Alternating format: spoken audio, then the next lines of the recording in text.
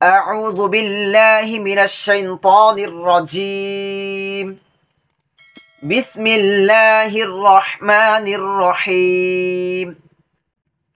أن تقولوا إنما أنزل الكتاب على طائفتين من قبلنا وإن كنا عن دراستهم لغافلين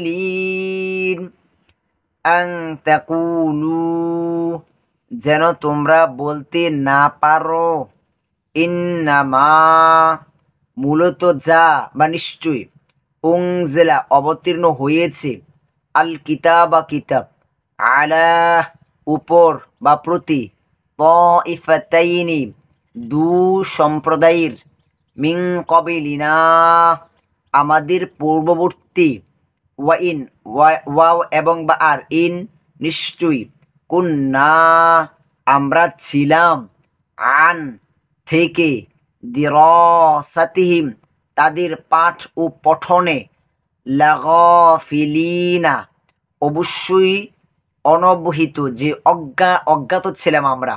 আচ্ছা, একত্র অর্থ দেখি। অথবা যাতে তোমরা না বলতে পারো যে কিতাব তো কেবল আমাদের পূর্ববর্তী দুঃসম্প্রদায়ের প্রতি অবতীর্ণ হয়েছে।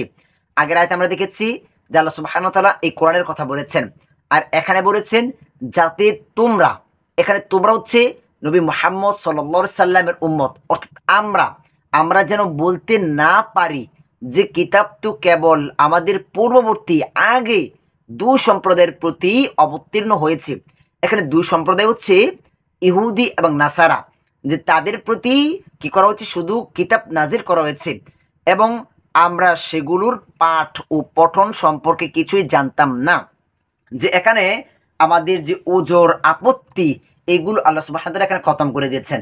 আমরা বলতে পারবো না যে আমাদের কাছে কোরআন নেই, আমাদের কাছে নবী নেই, আমরা কিভাবে সঠিক পথে চলবো। এই যে ওজর, এটাকে আল্লাহ সুবহানাহু ওয়া তাআলা এখানে বন্ধ করে দিয়েছেন। আমাদেরকে কোরআন দিয়েছেন, নবী দিয়েছেন। আল্লাহু আকবার।